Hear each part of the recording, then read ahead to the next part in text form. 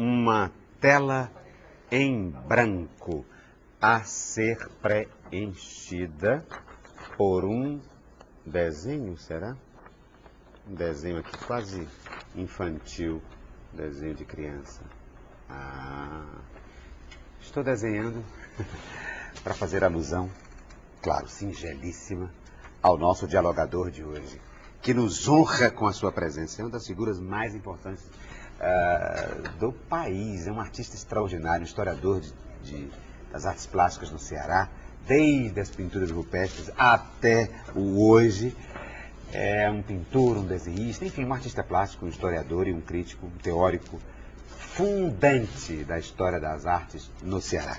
Eu me refiro ao criador, ao diretor do museu, Mini Museu Firmeza, e ao artista plástico de 92 anos. Que figura linda! Estrigas, Nilo Firmeza. Meu amado, que prazer, que honra ter você aqui, meu querido. Nilo Firmeza, olha o que ele me trouxe, claro, me trouxe livros, catálogos do Barrica, pinturas de Barrica em tela e cerâmica, bandeira, a permanência do pintor, as faces de Zenon Barreto, traços, cores e formas, livros, textos, coisas escritas por Estrigas. Estrigas, você sabe que os objetos vão pautando a nossa conversa. E a partir dos objetos eu queria que você fosse falando, tá bem? Vamos começar pelo mais recente. Eu sei que esse aqui é um livro que não foi nem lançado ainda? Nem lançado ainda. E houve uma ameaça de lançamento que não se concretizou, porque ficou praticamente como se fosse um jogo de futebol. Tirou o centro, acabou o jogo. Mas ainda pretende ser lançado, e muito breve, né? É sobre uma análise sobre a obra do Zenon Barreto, é isso? É sobre o próprio Zenon como pessoa, como artista, e sobre os trabalhos dele. E contou com a cooperação para esse trabalho do Gilmar de Carvalho, que engrandeceu mais o trabalho. A apresentação de Francisco Alto Filho. E tem o que do Gilmar? O Gilmar fez uma organização aí do livro. Uma organização. E providenciou alguns dados, alguns pesquisadores para entrevistar pessoas ligadas a Zenon, né? E acrescentou muito, pesquisou figuras, pesquisou o trabalho do Zenon, esculturas, e deu um volume maior ao livro. E já sabemos quando vai ser lançado? Já sabemos quando vai ser lançado ou não? Não, ainda não. Ainda não. É uma coleção do Museu do Ceará. Esse livro faz parte da coleção do Museu do Ceará. Coleção Outras Histórias. Pois publicação do Museu do Ceará. Museu do Ceará. E ainda vai ser lançado lá. Possível, claro, no próprio museu, não é isso? Museu. No próprio museu, as pessoas vão saber. Tem aqui uma análise também de Sabrina Albuquerque, um pós-fácil, o trabalho também do Gilmar de Carvalho e uma apresentação do Alto Filho, Francisco Alto Filho, com o livro, o mais recente livro de Estrigas, o historiador, o pesquisador de artes plásticas e o grande artista plástico do Brasil, que é Estrigas, ou Nilo Firmeza. Eu vou já falar sobre esse assunto. Este livro resultou de uma provocação do Francisco Alto. Ele me fez o que eu achei ou uma provocação ou um convite. Porque quando houve o lançamento do livro meu e ele apresentou, ele falou, olha, falta você escrever um livro sobre o Zenon Barreto. Aí eu peguei o desafio, o convite, ou o que quer que fosse, peguei e fiz. Quer dizer, ele tem uma parte de responsabilidade nesse livro. Porque ele provocou você a escrever, propôs que você escrevesse. Muito bem. Estrigas, veja, eu comecei o programa para fazer alusão ao pintor, não é? Desenhando aqui uma casa. Veja. Estrigas, todo mundo desenha, né? O desenho faz parte da expressão humana, independente de você ser um artista ou não. Queria que você falasse sobre isso. Sobre esse desenho que brota em qualquer pessoa, como uma pessoa comum como eu, que não sou um pintor, um artista plástico, nem um desenhista. Mas já teve um livro intitulado Arte e Necessidade Vital. E é disso que eu queria que você falasse. Arte como necessidade vital. E realmente, se você for buscar os motivos da arte pré-histórica do homem, né, primitivo, por que ele fez aquilo? Ele fez por uma necessidade. Ele tinha necessidade de sobreviver. Com o quê? Comendo. E o que é que ele necessitava para comer? É caça. E para dominar a caça, era a ideia da divindade protetora. Então ele achava que, colocando a figura do animal numa gruta, numa rochedo, numa coisa assim, e ele já teria garantido o domínio sobre aquele animal. A necessidade de se alimentar, de sobreviver, levou a fazer isso, né?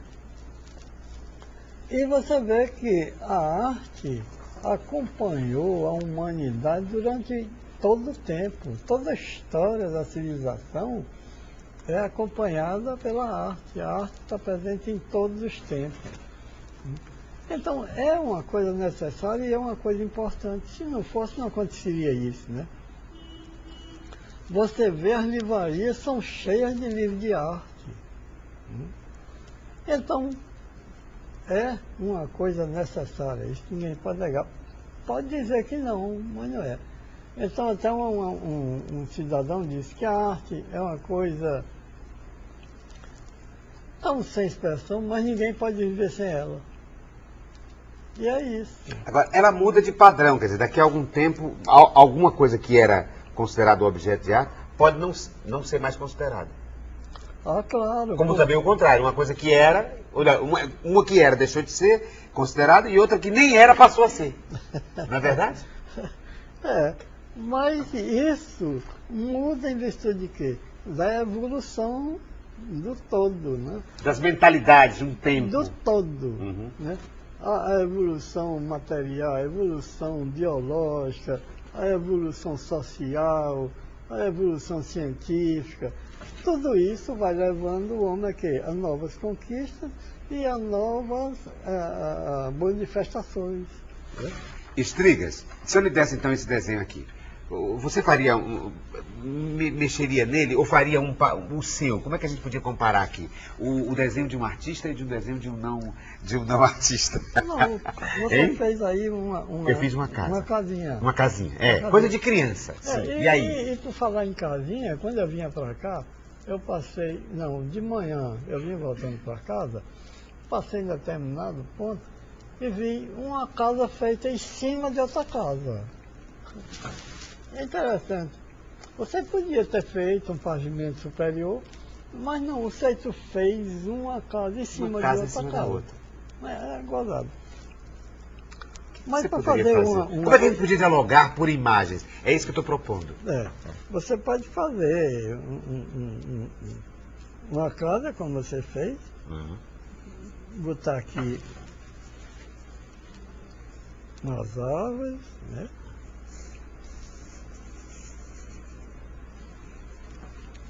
Olha, estamos testemunhando um desenho do Estrigas. Uma figurinha aqui.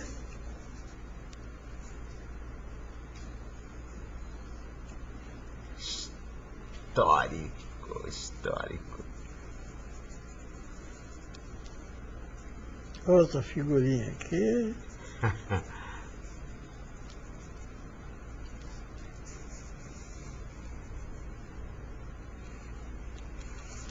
E está feita aí a sua casa. Deixa eu ver. Ai, que... Olha, mostra aqui. Eu dei aqui uma sugestão de uma casa feita aqui, né? Vem cá. Esta, que é a minha, a partir da qual, isso. Aí eu pedi, Estrigas, desenvolva isso e aí ele desenvolveu. E temos aí a casa aqui, né? Algumas figuras humanas e esse movimento. Estrigas, você diria então o quê? Como é que você poderia comparar esses dois desenhos? Um é o quê? Um é mais... Não, só que você começou e ficou na casa. E fez uma casa mais, vamos dizer, mais brega do que a minha. Sim. E eu acrescentei essas duas figurinhas, né, uns planos, né, uma imitação de árvore, para variar e para encher o espaço.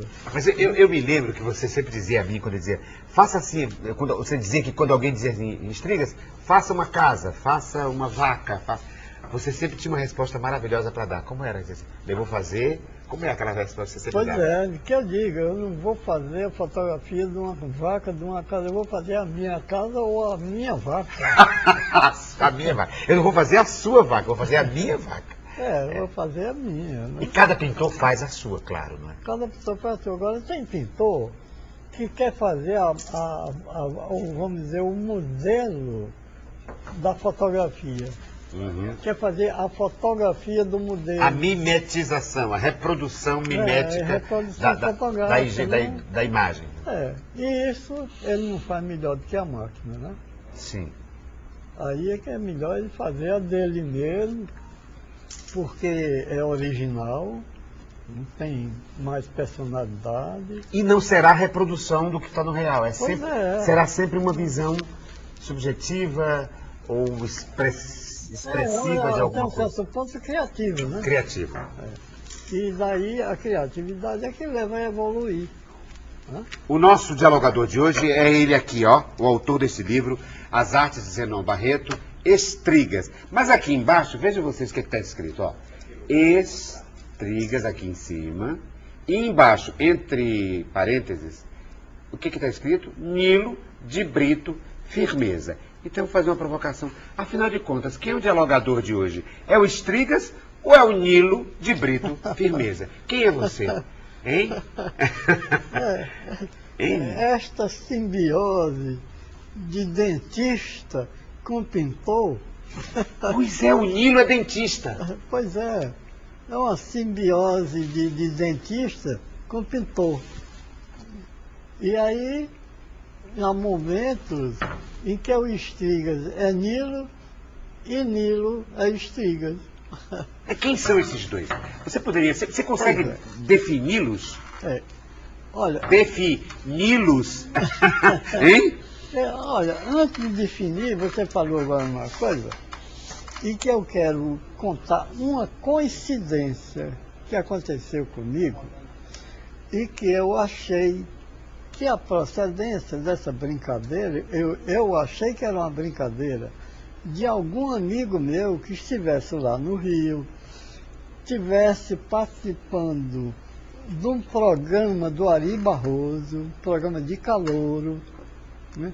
Porque apareceu um candidato, um calouro, no programa do Ari Barroso. Quando perguntaram o nome dele, eu disse, Nilos Estriguini, o nome do desgraçado, Nilos Estriguini. Eu digo que só pode ser um conhecido meu, um amigo aqui do Ceará, que fez essa brincadeira. Porque como é que coincide o nome e o apelido de uma pessoa? Verdade. Né? Seu nome, então, é Nilo de Brito Firmeza, e o apelido que virou nome do artista é o Estrigas. Então, a questão do Nilo, a questão daquela coisa convencional, tem que batizar, os pais escolhem o nome. Eu tenho a impressão que meu pai escolheu Nilo, eu tenho a impressão que foi ele, que meu pai era professor de História da Civilização. Né? E na História da Civilização, me lembro, ele falava muito no Egito. E o Egito é onde tem o Rio Nilo. O Rio Nilo, claro. E eu tenho a impressão que ele, em homenagem ao Egito, ao Nilo, ao rio do Egito, me pôs o nome de Nilo. Nilo. Pois bem, então Nilo foi determinado para ser, como todos os outros, um estudante a terminar um curso, fazer uma profissão, né, ganhar um título e viver a vida, né? Acontece que chega a tendência artística e interfere, uma interferência artística. A tendência artística entrou na jogada, foi disputando o espaço com o Nilo, foi empurrando o Nilo, né? Chegou ao mesmo ponto de igualdade com o Nilo. Quando o Nilo se aposentou, o Striga tomou conta. Mas conviveram durante muito tempo os dois? Conviveram. O dentista e o artista plástico conviveram? Convivemos, sim. Foi uma convivência boa. Pacífica. Porque o dentista sustentou muito o artista. O artista. Né? E ainda hoje sustenta, pelo menos em parte. Porque o dentista acabou se aposentando e ficou ganhando dinheiro e dando uma parte para o artista, quando o artista não tira do seu trabalho de arte. Strigas. E o nome, na verdade eu trouxe essa dicotomia, enfim, essa dualidade de Strigas e Nilo para dar a oportunidade que você explicasse aqui a gente por que o nome Strigas. Agora você já explicou por que Nilo. O Nilo por causa da referência ao rio Nilo do Egito. E o Strigas, hein? De onde é que vem esse nome? Strigas. Acho que é a única pessoa do mundo que tem esse nome. Exato, eu não conheço, a não ser naquela coincidência. Sim, a não ser o pseudônimo de um candidato do Ari Barroso, do programa do Ari Barroso. Então, o Strigas vem de Strigini. Strigini era o nome de um circo que havia passado aqui em Fortaleza. E Strigini era o dono do circo e o acrobata do circo. Ah, era um acrobata, Strigini. Era um camarada muito forte fisicamente. Ah.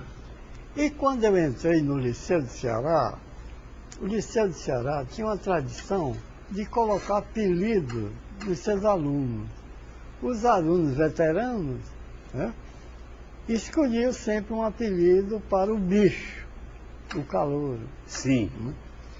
Resultado, esse circo havia passado aqui, o acrobata do circo chamou a atenção. Chamava-se Strigini. Eu entrei no liceu, chamei a atenção, que era bem magrinho, bem frágil. E o João César, um veterano, me pôs o apelido de Strigini. Ah, então uma ironia. Como o Strigini original era um armário fortão e tal, como é que chama? Um acrobata, não é? Era um acrobata. E você magrinho, francês. Ele só no Strigini. Aí peguei o apelido de brincadeira. E de Strigini... De Strigini... Aí no meio artístico virou Strigas. Ah, de Strigini virou Strigas. Você inclusive nem chegou a conhecer o Strigini. Não cheguei a conhecer, só tive notícias da passagem de circo desse detalhe. Né? Esse detalhe. Agora, eu quero chamar a atenção também para a origem, porque pessoas já disseram que Strigas teria vindo de stregas, do italiano stregas, que significava feitiçaria. Sabe como é que escreve, não? Strega? S-T-R-E... Será que não é com S, não? G-A-S. Será que é assim? Strega. Strega, acho que é sem o E. Deve ser com S, Aí... Strega, deve ser assim. Aí é que eu rebato essa explicação. Por quê? Porque não veio, Strigas não veio de Stregas, veio de Strigini. De Strigini. Então essa explicação do Strega não cola. Que é feitiçaria, é isso? Em italiano. É feitiçaria. Feitiçaria. Mas pode ser que Strigini tenha a ver com... Ele era um artista italiano, será? Aí é que eu não se sei, sabe. né? Essa palavra eu não sei. Estriguine, não sei. Estriguini. Muito bem, um desafio então, por gentileza. Professores de italiano, gente que sabe italiano, melhor do que nós dois, muito melhor, não é? Que nos explique. Eu quero saber qual é a origem de Estriguini, para que a gente possa chegar a dizer o que é estrigas, estrega, se tem a ver com feitiçaria, mas que você é um feiticeiro das cores, você não é, Estrigas? Porque você é um artista plástico tão lindo. E além do mais, Estrigas, você não se conteve só em fazer a sua obra de arte. Você se dedicou a sua vida também a fazer a história das artes plásticas no Ceará e a história dos artistas plásticos do Ceará. Porque cada livro que eu publico, cada livro que eu escrevo, é história. Todos eles, qualquer coisa que eu escrevo sobre arte é história. Pode ser crítica, mas é história. Pois é, mas é porque geralmente o artista... Eu estou querendo levantar esse aspecto para dizer da sua generosidade, da sua grandeza, porque você transcende a sua própria obra. Quer dizer, o artista poderia dizer, não, eu faço a minha obra, eu sou o artista. Mas você não se conteve só. Você trabalha sobre a obra de arte dos outros, de outrem. Né? Se debruça, faz reflexões sobre o trabalho dos outros. Né? Por exemplo, muito do que nós sabemos, do que nós compreendemos, do que o mundo compreende, por exemplo, em relação a esse grande artista que é Antônio Bandeira, deve-se e muito a você, aos livros que você já tem publicado e até às coleções que você tem, porque você tem um museu, não é? Com a obra do Bandeira, não? Mas uma boa parte. Ah, que você doou para a universidade. Não, a que eu doei foi sobre Aldemir Martins.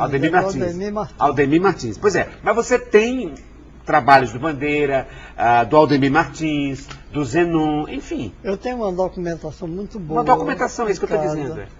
Eu cuido mais dos outros que de mim. É disso que eu queria que você falasse. É verdade. Você documenta muito mais dos outros. E se debruça a analisar muito mais a obra dos outros do que a sua própria obra. É disso, é isso. Eu, quando comecei a me manifestar através da escrita, foi defendendo a arte e defendendo os artistas.